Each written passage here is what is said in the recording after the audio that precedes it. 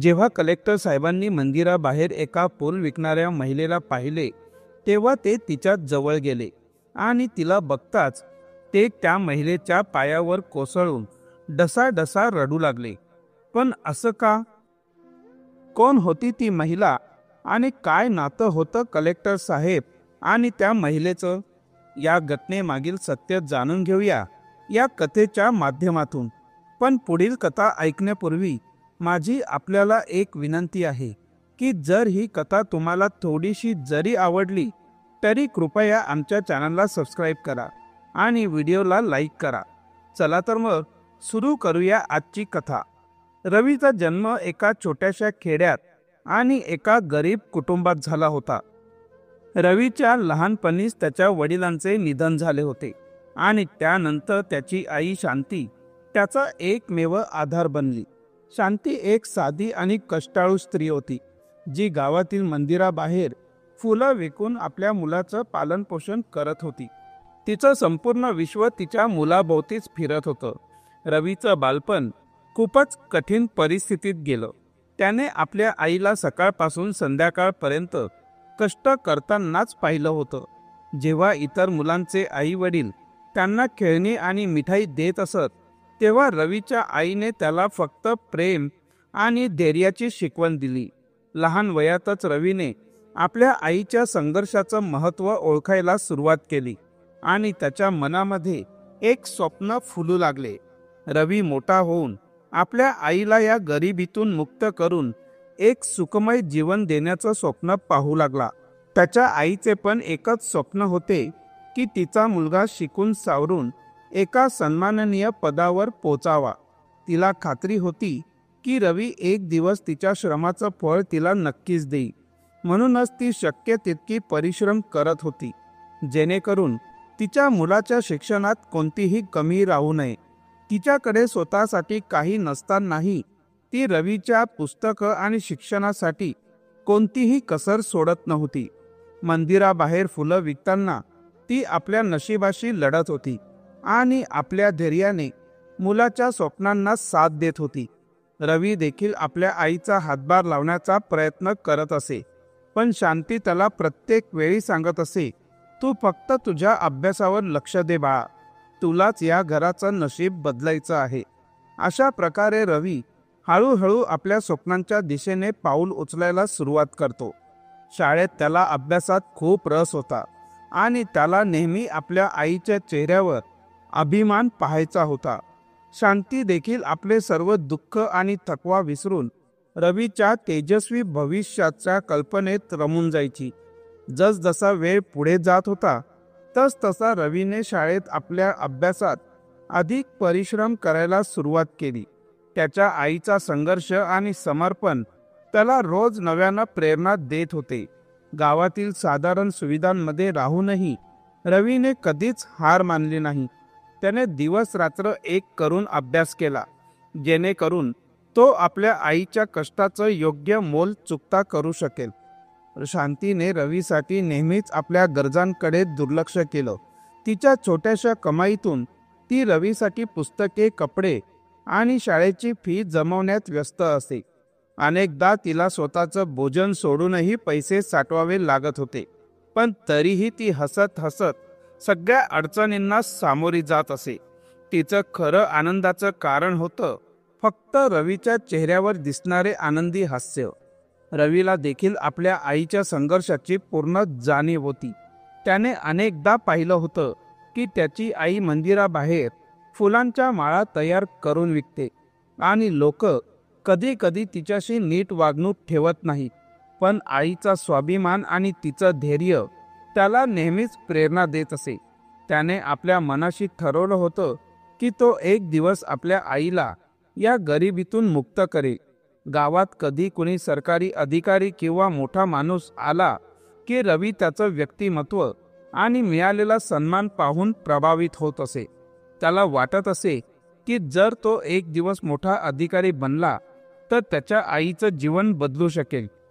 याच विचाराने त्याच्या मनात कलेक्टर बनण्याचं स्वप्न आकार घेऊ लागले. हा प्रवास पाहिजे तितका सोपा नव्हता, पण रवीने स्वतःशी वचन दिलं होतं की तो कोणत्याही अडचणींवर मात करून आईचं स्वप्न पूर्ण करेल. शांता देखील रवीच्या या निर्धाराला ओळखून होती. तिला माहीत होतं की तिचा मुलगा खूप मोठं काहीतरी करू शकतो. तिने रवीला पुन्हा पुन्हा एकच सांगितलं की बाळा, तुला खूप उंचीवर पोहोचायचं आहे. मी तुझ्या पाठीशी आहे. तुला कधीही थांबायचं नाही. रवीने आईच्या या शब्दांना मनापासून आत्मसात केलं आणि दिवस रात्र मेहनतीला लागला. त्याने शाळेची परीक्षा उत्तीर्ण केली आणि उत्तम गुणांसह पुढे जाण्याचा मार्ग शोधू लागला. गावातील एका साधारण मुलासाठी कलेक्टर बनण्याचं स्वप्न साधं आणि सोपं नव्हतं, पण रवीच्या आत एक जिद्द होती जी त्याला थकू देत नव्हती. त्याने आपल्या आईच्या संघर्षातून प्रेरणा घेतली आणि शहरात जाऊन कलेक्टर परीक्षेची तयारी करण्याचा निर्णय घेतला. आईच्या आशीर्वाद आणि हिमतीसह रवी गाव सोडून शहरात आला. मोठ्या शहराची दुनिया त्याच्यासाठी पूर्णतः नवीन होती. झपाट्याने चालणारे लोक, उंच इमारती आणि अनोळखी चेहरे. पण रवीचं ध्येय ठाम होतं. त्याच्या मनात एकच उद्देश होता की कलेक्टर बनून आपल्या आईला या कठीण आयुष्यातून मुक्त करणे. शहरात सुरुवातीचे काही दिवस त्याच्यासाठी अत्यंत कठीण होते. राहण्यासाठी योग्य जागा नव्हती, पैशांची कमतरता होती आणि अनोळखी शहरात एकटेपणा जाणवत होता. मात्र रवीने प्रत्येक अडचणीला आपल्या आईच्या संघर्षाची आठवण करून सहन केलं. त्याने कशीबशी एक छोटी खोली भाड्याने घेतली आणि अभ्यासात गुंतला. त्याच्याकडे खाण्यासाठी अत्यंत साधं अन्न असे. कधी कधी तर त्याला फक्त एकदाच जेवण मिळायचं. पण रवीने कधीही या अडचणींना आपल्या ध्येयाच्या आड येऊ दिलं नाही. गावात त्याची आई शांती त्याच्या यशासाठी नेहमी प्रार्थना करत असे. दररोज सकाळी ती मंदिरात जाऊन त्याच्या यशासाठी देवासमोर फुलं अर्पण करत असे आणि मनापासून त्याचं भविष्य उज्ज्वल होवो म्हणून प्रार्थना करत असे. तिला पूर्ण विश्वास होता की तिचा मुलगा एक दिवस मोठ्या उंचीवर नक्कीच पोहोचेल. इकडे रवीने कलेक्टर होण्यासाठी एका कोचिंग संस्थेत प्रवेश घेतला. तिथे असे अनेक विद्यार्थी होते जे साधन संपन्न होते. त्यांच्याकडे महागडी पुस्तकं, चांगले कपडे आणि आरामदायक जीवन होतं. पण हे सर्व नसूनही रवी आपल्या निर्णयावर ठाम होता. रवीकडे फक्त एकच जोडी कपडे आणि फाटलेल्या जुन्या पुस्तकांव्यतिरिक्त काहीच नव्हते. तरीही त्याने कधीही स्वतःला इतरांपेक्षा कमी समजलं नाही. त्याची श्रम आणि जिद्द हेच त्याचे खरे साथी होते. रवी दररोज तासनतास अभ्यास करायचा. कोचिंग संपल्यानंतरही तो रात्री उशिरापर्यंत पुस्तकात डुबलेला असायचा. पैसे नसल्यामुळे तो सार्वजनिक ग्रंथालयात जाऊन अभ्यास करायचा आणि तिथूनच पुस्तकं उधार घेऊन घरी आणून वाचायचा. त्याचे श्रम पाहून काही साथीदार देखील आश्चर्यचकित होतात. पण रवी कुणाशी गप्पा मारण्याऐवजी आपलं संपूर्ण लक्ष आपल्या ध्येयावर केंद्रित ठेवायचा. अनेकदा थकवा त्याला हरवण्याचा प्रयत्न करायचा. कधी कधी भूक आणि एकटेपणा त्याला कमकुवत बनवायचे. पण प्रत्येक वेळेस तो आपल्या आईच्या संघर्षांना आणि आपल्या बालपणाच्या कठीण प्रसंगांना आठवून स्वतःला सावरायचा. रवीने शपथ खाल्ली होती की तो कोणत्याही परिस्थितीत आपल्या धैर्याला गाठूनच राहील. रवीने ठाम निश्चय केला होता की तो कोणत्याही परिस्थितीत आपल्या आईला अभिमान वाटेल असंच करून दाखवणार. अशा प्रकारे त्याचा संघर्ष अखंड चालू राहिला. अनेक वेळा त्याला अयशस्वी झाल्यासारखेही वाटले. निराशेच्या उंबरठ्यावर पोहोचलाही. पण प्रत्येक वेळेस तो पुन्हा उभा राहून नव्याने प्रयत्न करायचा. त्याच्या स्वप्नांच्या मार्गात कितीही अडथळे आले तरी तो कधीच हार मानणारा नव्हता. रवीच्या परिश्रमाचा आणि जिद्दीचा अखेर परिणाम दिसायला लागला. त्याच्या अपयशानंतरही प्रत्येक वेळेस तो स्वतःला अधिक ताकदीने तयारीत झोकून देत होता. त्याने अनेक परीक्षांना सामोरे जाऊन प्रयत्न केले. काहींमध्ये त्याला अपयशही आलं, पण त्याने कधीच हार मानली नाही. प्रत्येक अपयश त्याच्यासाठी एक नवीन शिकण्याचा अनुभव ठरला आणि पुढच्या वेळेस तो आणखीन जोमाने परीक्षेला सामोरा गेला. त्याचे परिश्रम पाहून कोचिंग सेंटरमधील शिक्षकही प्रेरित झाले होते. रवीने त्याच्या धैर्याने आणि चिकाटीने सर्वांना प्रभावित केलं आणि त्याच्या यशाचा मार्ग आता उजळून दिसू लागला होता. वेळ जशी जशी पुढे जात होती तसाच तो दिवसही जवळ आला जेव्हा रवीचा शेवटचा प्रयत्न होता. तो परीक्षा देण्यासाठी तयार झाला. ही परीक्षा त्याच्यासाठी सर्वात कठीण आणि निर्णायक होती. रवीने मनातल्या मनात आपल्या आईला आठवलं आणि देवाजवळ प्रार्थना केली. परीक्षेचा दिवस आला आणि रवीने संपूर्ण श्रम आणि आत्मविश्वासाने ती परीक्षा दिली. त्याने कोणताही भीतीचा विचार मनात येऊ दिला नाही आणि प्रत्येक प्रश्नाचं उत्तर निर्धाराने दिलं. परीक्षेनंतरचे काही दिवस त्याच्यासाठी अत्यंत तणावपूर्ण होते. तो दररोज आईशी बोलत असे, पण परीक्षेच्या निकालाबद्दल काहीच उल्लेख करत नसायचा. त्याच्या मनात थोडा भीतीचा हलकासा विचार होता, पण आईशी बोलताना त्याच्या शब्दात एक आशा आणि निर्धार दिसत होता. शांती देखील रोज मंदिरात जाऊन त्याच्या यशासाठी प्रार्थना करत असे आणि देवाजवळ त्याच्या यशासाठी प्रार्थना मागतही असे. अखेर निकालाचा तो दिवसही आला. रवीने आपल्या मित्रांसोबत जाऊन निकाल पाहिला. जसा त्याने यादीत आपलं नाव पाहिलं त्याच्या डोळ्यातून आनंदाश्रू वाहू लागले. त्याने स्वतःला सावरलं, डोळे मिटले आणि मनात आपल्या आईचा चेहरा आठवला. त्याच्या कठोर श्रमाचं फळ त्याला अखेर मिळालं होतं.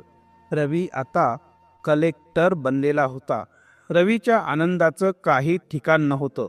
त्याने सर्वप्रथम आपल्या आईला फोन केला. त्याच्या आवाजात एक अप्रतिम आत्मविश्वास आणि आनंद होता. आईने देखील त्याच्या आवाजातच त्याच्या यशाची झलक ओळखली होती. ती ढसाढसा रडू लागली, पण त्या अश्रूंमध्ये गर्व आणि आनंद होता. तिने देवाचे आभार मानले आणि रवीला आतल्या आत आशीर्वाद दिला. आता रवीचं आयुष्य पूर्णपणे बदललं होतं. त्याच्याकडे एक मोठं पद, सन्मान आणि एक जबाबदारी होती. त्याने ठरवलं की तो लवकरच आपल्या गावात परत जाईल आणि आपल्या आईला सोबत घेऊन जाईल, जेणेकरून ती त्या आयुष्यातील त्या कठीण काळापासून दूर राहील ज्यात तिने इतकी दुःख सहन केली होती. रवी कलेक्टर बनल्यानंतर आपल्या गावात परतण्याचा निर्णय घेतो. अनेक वर्षांनी गावी जाण्याच्या आनंदासोबतच मनात एक विचित्र अस्वस्थताही होती. त्याच्या मनात येत होतं की या इतक्या वर्षात त्याच्या आईने कशी आपलं आयुष्य घालवलं असेल. त्याला आठवत होतं की गावात त्याची आई दररोज सकाळी मंदिरात जाऊन पूजा करत असे आणि गावातील लोकांच्या मदतीसाठी ती नेहमीच तत्पर असायची. तो आपल्या आईच्या साधेपणाला आणि ममतेला कधीच विसरला नाही. रवीने आपल्या कार्यालयामधील काही महत्त्वाच्या कामांवर लक्ष केंद्रित केलं आणि नंतर तो गावाच्या दिशेने जायला निघाला. रस्त्यात त्याच्या मनात आईच्या प्रत्येक छोट्या छोट्या गोष्टी फिरत होत्या.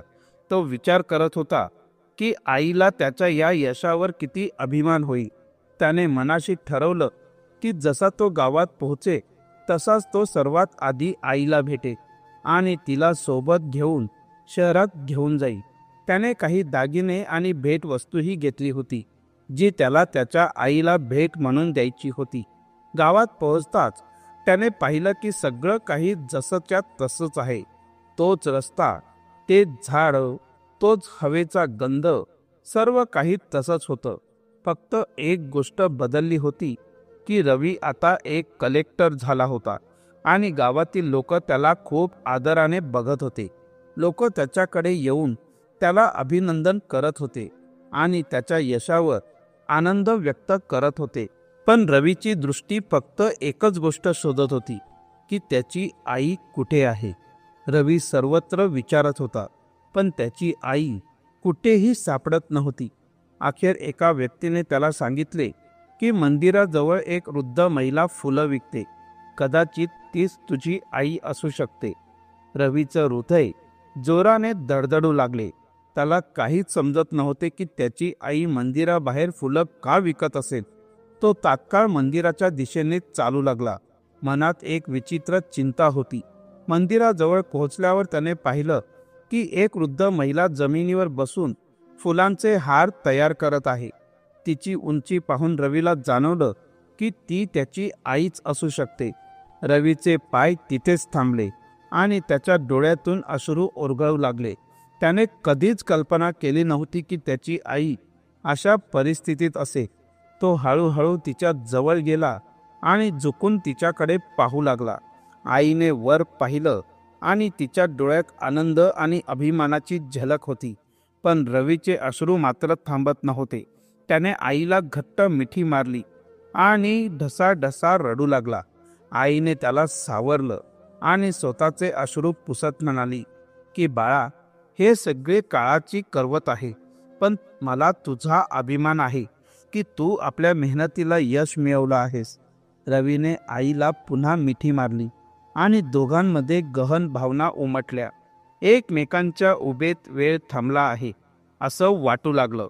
त्याने आईला सांगितलं की आई, मला नेहमीच तुझी आठवण यायची आणि मला तुझ्या संघर्षाची जाणीव होती, पण मला कधीच वाटलं नव्हतं की हे सगळं इतकं कठीण असेल. आईने त्याला आपल्या मांडीवर बसवत म्हणाली की बाळा, तुझं यशच माझी खरी संपत्ती आहे. तुझ्यासाठी मी प्रत्येक अडचणींना सहन केलं आहे. तू मला कधीच एकटं सोडलं नाहीस आणि आज तू कलेक्टर बनून माझ्या समोर उभा आहेस. याहून मोठं कुठलंही समाधान एका आईसाठी असू शकत नाही. फुलं विकताना आईने रवीला आपल्या जीवनाच्या काही गोष्टी सांगितल्या. ती म्हणाली की तुझ्या वडिलांच्या जाण्यानंतर माझं जीवन खूप कठीण झालं. गावात सर्व काही थांबलं होतं.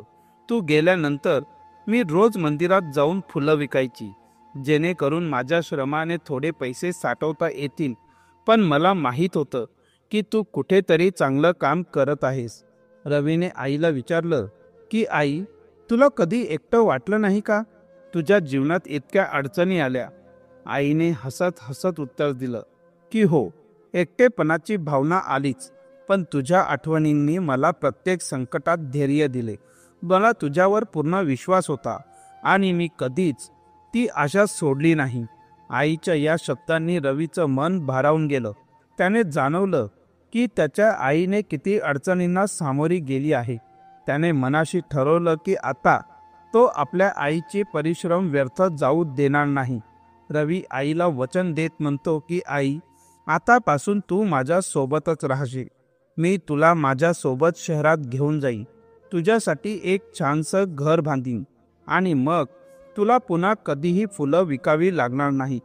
रवीचे हे बोलणे ऐकून आईच्या डोळ्यात अश्रू वाहू लागले आणि ती म्हणाली की बाळा, तुझं हे प्रेमच माझ्यासाठी सर्वात मोठी भेट आहे. मी तुझ्याकडे फक्त एकच गोष्ट मागते. तू नेहमी स्वतःच्या पायांवर उभा राहा आणि इतरांची मदत करत राहा. रवीनेही हसतच म्हटलं की आई, मी नेहमी तुझ्या शिकवणीनुसारच वागेन. त्याने आईला घट्ट मिठी मारली आणि तिला शहरात नेण्याची योजना आखली. दुसऱ्या दिवशी त्यांनी आईसह गावातून शहराकडे प्रवास सुरू केला. रस्त्यात रवीने आईला शहराच्या सौंदर्याबद्दल सांगितलं आणि आईच्या डोळ्यात एक नवीन चमक दिसू लागली. जेव्हा ते शहरात पोहोचले तेव्हा आईच्या डोळ्यात चमक होती, पण ती थोडीशी घाबरलेलीही होती. तिच्यासाठी हे सगळं नवीन होतं. रवीने आईला आपल्या नवीन घरात प्रवेश करत म्हणाला की हे तुझं घर आहे आई. आता तू इथे आराम करशील. घर पाहून आईच्या आनंदाला पारावार उरला नाही. तिने घराच्या भिंतींना हात लावत म्हणाली की बाळा, तू मला एक नवीन जीवन दिलेस. रवीच्या मनात आलं की आता आईने विश्रांती आणि आनंदाचा अनुभव घ्यावा. तो आईला शहरातील काही स्थानिक बाजारात घेऊन गेला. आईने याआधी कधीच शहराचे बाजार पाहिले नव्हते. वेगवेगळ्या फुलांचा आणि रंगीबेरंगी वस्तूंचा गजबजलेला बाजार पाहून ती खूप आनंदी झाली. एके दिवशी आईने रवीला म्हटले की बाळा, मला इथे काहीतरी करायला हवं. मला पुन्हा फुलं विकायला सुरुवात करायची आहे. रवीने आश्चर्याने विचारलं, पण आई, आता तरी तू विश्रांती घे. मी तुला सगळ्या गोष्टी पुरवीन. आईने हसत उत्तर दिलं की बाळा, मेहनतीला पर्याय नसतो. मला काहीतरी करण्याची इच्छा होते. शेवटी रवीने आईला एक छोटासा फुलांचा स्टॉल लावण्याची परवानगी दिली. आईने शहरात आपल्या जुन्या आठवणींना उजाळा दिला. ती रोज सकाळी लवकर उठून फुलं सजवू लागली. हळूहळू तिचा फुलांचा स्टॉल शहरात प्रसिद्ध होऊ लागला. लोक तिच्याकडून फुलं विकत घ्यायला येत आणि तिच्या चेहऱ्यावरचा आनंद पाहून त्यांच्या आनंदातही भर पडत असे. हे पाहून रवीचं हृदय अभिमानाने भरून गेले. एका दिवशी जेव्हा रवी कामावरून घरी आला तेव्हा त्याने पाहिले की आईने आपल्या स्टॉलवर खूप साऱ्या फुलांना सुंदरपणे सजवलं आहे. तो आईला म्हणाला की आई, तुझ्या श्रमाने आणि समर्पणाने मला खूप प्रेरणा दिली आहे. तू खरंच खूप धाडसी आहेस. आईनेही हसतच उत्तर दिलं की बाळा, जेव्हा तू माझ्यासोबत असतोस तेव्हा मला प्रत्येक आव्हानाचा सामोरे जाण्याची ताकद मिळते. रवी आणि त्याच्या आईच्या जीवनात नव्याने उत्साह आणि आनंद भरून आला होता. आईचा फुलांचा स्टॉल आता शहरात एक ओळख निर्माण करत होता. लोक तिच्या विकलेल्या फुलांच्या सौंदर्याची आणि ताजेपणाची खूप प्रशंसा करू लागले होते. आईला काम करताना पाहून रवीलाही एक नवीन प्रेरणा मिळत होती. एके दिवशी जेव्हा रवी कामावरून घरी परतत होता त्याने एका मोठ्या बागेत पाहिलं की खूप लोक तिथे जमलेले आहेत. त्याने कुतूहलाने पाहिलं तर तिथे एक मोठा समारंभ सुरू होता. तो जवळ जाऊन विचारपूस करू लागला तर कळलं की तिथे फुलांची एक प्रदर्शन भरलेले आहे, ज्यामध्ये विविध फुलांचे प्रदर्शन आणि स्पर्धा होत होती. रवीच्या मनात विचार आला की जर आईने आपल्या या फुलांना प्रदर्शनात सादर केलं तर तिला आणखी मोठी ओळख मिळेल. तो लगेचच घरी परतला आणि आईला याविषयी सांगितले. हे ऐकून आईच्या डोळ्यात आनंदाची चमक आली. तीही म्हणाली की बाळा, मी नेहमीच असं काहीतरी करायचं स्वप्न पाहत होते, पण कधीच संधी मिळाली नव्हती. आता ते दोघंही तयारी करू लागले. आईने आपल्या स्टॉलमधून सगळ्यात सुंदर आणि अनोखी फुलं निवडली आणि आईने फुलांना प्रदर्शनासाठी सजवायला सुरुवात केली.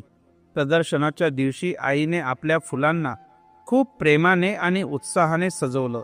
जेव्हा स्पर्धा सुरू झाली तेव्हा आई आपल्या फुलांच्या स्टॉल समोर उभी राहून त्यांची सुंदरता सगळ्यांसमोर मांडत होती. ती खूपच सुंदर दिसत होती आणि रवीने पाहिलं की लोक तिच्या फुलांकडे आकर्षित होत आहेत. स्पर्धेच्या शेवटी एक प्रवक्ते म्हणाले की आज आम्हाला खूप सुंदर फुलं पाहायला मिळाली, पण एक स्टॉल असा होता ज्याने आमच्या हृदयाला स्पर्श केला आहे. जेव्हा त्या प्रवक्त्यांनी आईच्या स्टॉलचं नाव घेतलं तेव्हा सगळेच टाळ्या वाजवू लागले. आईला सन्मानित करण्यात आले आणि ती आपल्या आनंदाला आळा घालू शकत नव्हती. रवीच्या डोळ्यात अभिमानाचे अश्रू आले. घरी परतताना आई रवीला म्हणाली की बाळा, तुझ्या प्रेरणा आणि समर्थनाने मला इतकं बळ दिलं आहे. मी समजत होते की माझे दिवस आता संपले आहे, पण तू मला दाखवलंस की अजून खूप काही करायचं बाकी आहे. रवीनेही हसतच उत्तर दिलं की आई, ही तर फक्त सुरुवात आहे. आपण मिळून अजून खूप उंची गाठू शकतो. परंतु याच दरम्यान रवीच्या मनात एक काळजीही होती. त्याला माहीत होतं की त्यांना त्यांच्या कामासोबतच काही आर्थिक अडचणींनाही तोंड द्यावं लागणार आहे. या स्पर्धेनंतर आईची ओळख वाढली, पण रवीच्या मनात प्रश्न होता, ती आपली परिस्थिती स्थिर ठेवू शकेल का? त्याने विचार केला की आता आईच्या व्यवसायाला प्रोत्साहन देण्यासाठी काहीतरी नवीन करायला हवं. रवी आणि त्याच्या आईने फुलांच्या प्रदर्शनात मिळवलेल्या यशाने त्यांच्या आत्मविश्वासात वाढ झाली होती. आता आईने विचार केला की आपला फुलांचा व्यवसाय अजून मोठा का करू नये.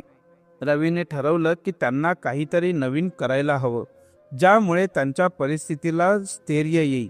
त्याने आपल्या कार्यालयामध्ये एक बैठक आयोजित केली, जिथे त्याने आपल्या सहकाऱ्यांना आईच्या व्यवसायाविषयी सांगितले.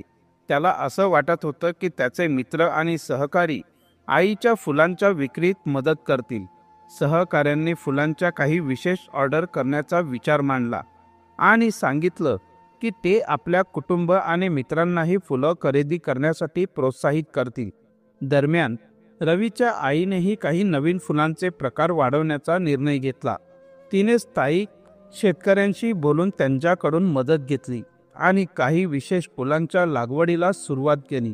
यामुळे त्यांच्या व्यवसायात अधिक विविधता येणार होती। पण जसजसा त्यांचा व्यवसाय वाढत गेला तसा काही आव्हानांचाही सामना करावा लागला।